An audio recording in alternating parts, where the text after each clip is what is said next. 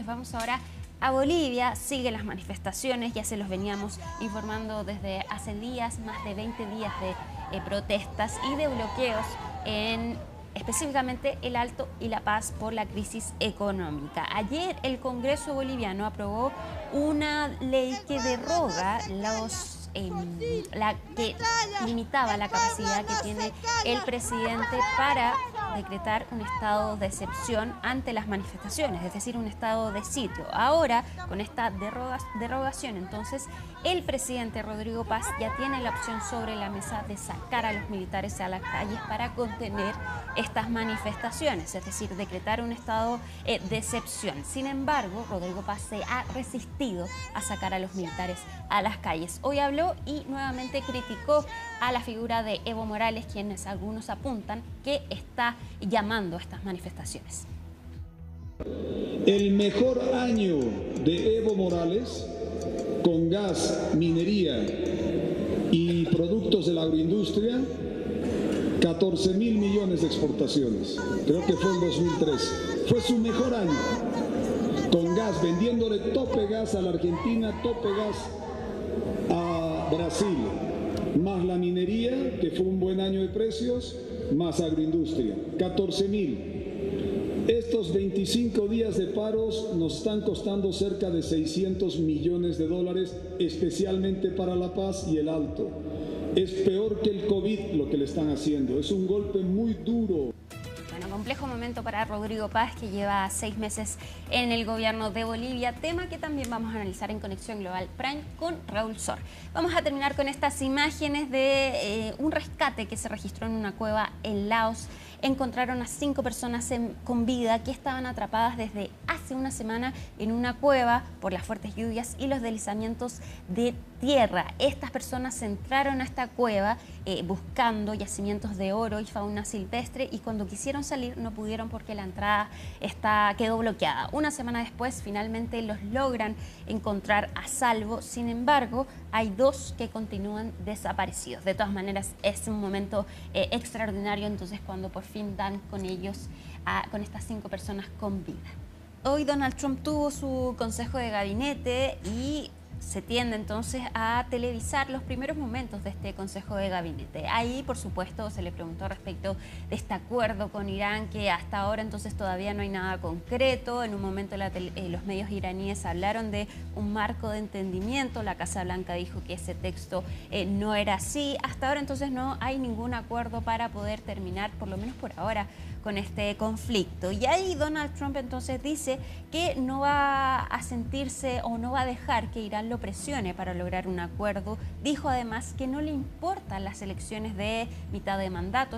Estas son elecciones que se van a realizar en los próximos meses, y que precisamente se creía que debido a estas elecciones Donald Trump podría apurar entonces lograr llegar a un acuerdo para terminar con esta guerra y así evitar que tenga consecuencias para los resultados de las próximas elecciones. Sin embargo, dijo entonces que no le importaba y que desestima entonces el costo político interno que esta guerra le está trayendo a Donald Trump. Asimismo, también aseguró que si bien avanzan las conversaciones, dice que no está del todo satisfecho entonces con lo que se ha negociado hasta ahora y que está dispuesto a reanudar los combates si finalmente no logran un acuerdo. Y esto cambia radicalmente lo que decía el sábado, cuando aseguraba que ya este acuerdo estaba en ciernes y que prontamente, en breve, entonces se iba a firmar. Hasta ahora entonces estamos en nada. Además, en una entrevista con PBS, Donald Trump dijo que Irán no va a tener un alivio de las sanciones a pesar de que renuncie a su uranio enriquecido, y esto era parte fundamental de este acuerdo. De hecho, este fin de semana se habló de sin polvo, sin dólares, es decir, de que si Irán no entregaba sus 400 kilos de uranio enriquecido, entonces no se iban a aliviar las sanciones que pesan sobre el régimen persa. Hoy Donald Trump echa pie atrás y dice que a pesar de que entreguen el uranio, no va a haber alivio económico para este país. Actualmente se están registrando reportes de que se escucharon 3 explosiones en la ciudad portuaria iraní cerca del estrecho de Hormuz, mismo lugar donde a comienzos de esta semana también Estados Unidos atacó sitios iraníes y también buques, barcos iraníes, según dijo, en defensa propia. Irán aseguró en ese entonces que Estados Unidos estaba violando el alto al fuego y ahora hay nuevamente reportes de que se están registrando ataques. Vamos a escuchar lo que dijo Donald Trump esta mañana. Están negociando con las últimas reservas, pero ya veremos qué pasa. Quizás tengamos que volver y terminarlo, quizás no. Pensaron que iban a esperarme más. Nosotros los esperaremos más. Él tiene las elecciones de mitad de mandato. A mí no me importan las elecciones de mitad de mandato. Mira lo que pasó anoche. Eso fue el preludio de las elecciones de mitad de mandato.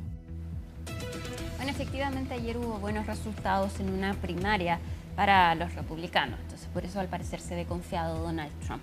Vamos ahora a Irán, porque ya les decíamos, ayer se comenzó a restablecer la conexión a internet en este país. Fueron 82 días de apagón total que impuso el régimen a los iraníes, esto después entonces de las manifestaciones que se registraron previo a esta guerra que comienza Estados Unidos e Israel sobre Irán, y hoy entonces ya se está restableciendo la conexión de a poco según las métricas que se reportan desde Irán. Y este apagón digital no solo afectó las comunicaciones internas y externas de los iraníes con el resto del mundo, sino también, según algunos señalan, esto provoca pérdidas cercanas a los 30 millones de dólares para la economía iraní y también afecta a 10 millones de personas que son dependientes de la economía digital. Hoy llegaron declaraciones de los iraníes respecto entonces de la conexión que están restableciendo y aseguraron que esto provocó que hayan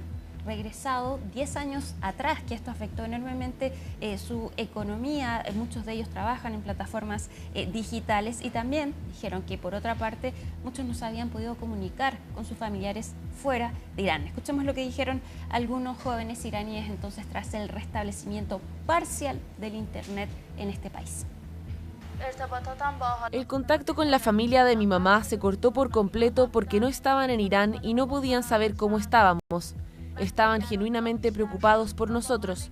Dentro de Irán era lo mismo. Hemos sufrido grandes pérdidas y no sé cómo se supone que esto se va a compensar. Todos hemos retrocedido.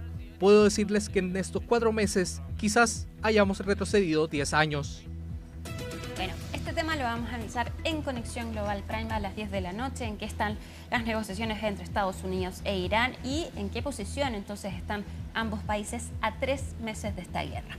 Vamos a cambiar de tema y nos vamos ahora a Colombia. Este domingo se va a realizar la primera vuelta de las elecciones presidenciales y hay 3 candidatos que lideran las encuestas. Por una parte está Iván Cepeda, que ustedes ven en imágenes, el candidato del oficialismo, seguidor de Gustavo Petro, y también está Abelardo de la Espriella y Paloma Valencia. Partamos hablando entonces por Iván Cepeda, que está liderando las encuestas. La pregunta es, y de hecho todos los sondeos señalan que él va a pasar a segunda vuelta, la pregunta es quién lo va a acompañar. Cepeda entonces es del pacto histórico, se cree entonces que va a ser el candidato más votado. Se ha caracterizado por no asistir a debates presidenciales y dice que su batalla es exclusivamente en contra de la derecha. Busca entonces concentrar el apoyo de los votantes de Gustavo Petro y ofrecer una continuidad al proyecto político y al progresismo del actual gobierno de Gustavo Petro, que recordemos no puede ir a la reelección. Pasemos a revisar algunas palabras de Iván Cepeda en el cierre de su campaña. Ni Antioquia ni Colombia retornarán a la época en que el autoritarismo fascista, la humillación de los pobres, de los pueblos originarios, la persecución de los jóvenes, de los homosexuales, el desprecio de las mujeres y sus derechos y la violencia eran prácticas cotidianas en Colombia. Eso no más, señoras y señores. Ya vamos con el siguiente candidato que está segundo en los sondeos. Es el outsider y el candidato ya de extrema derecha, Abelardo de la Espriella.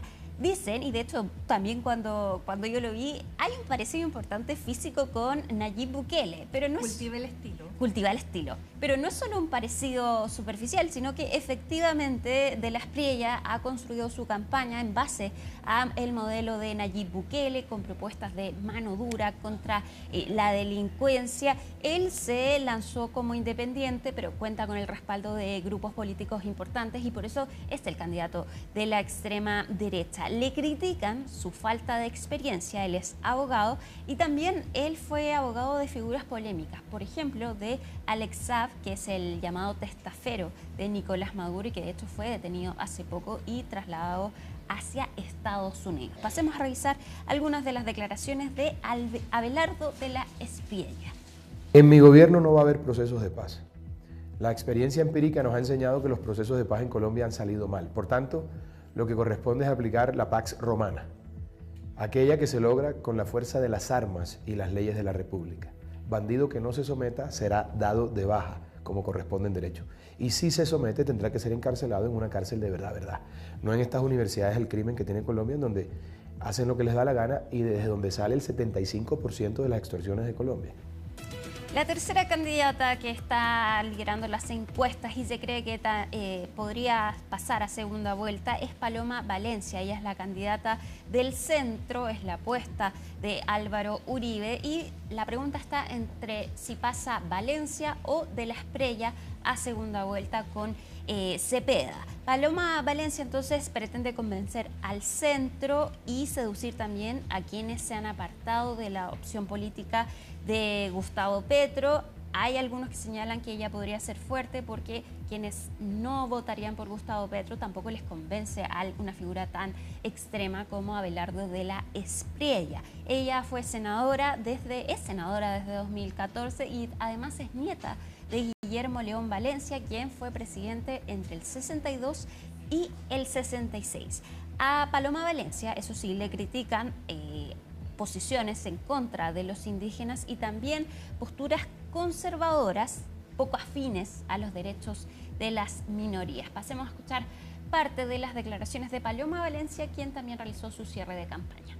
Aquí le digo al ELN, al Clan del Golfo o el Ejército Gaitanista y a las FARC que los voy a cazar como ratas. Van a sentir el puño de acero de la mujer colombiana.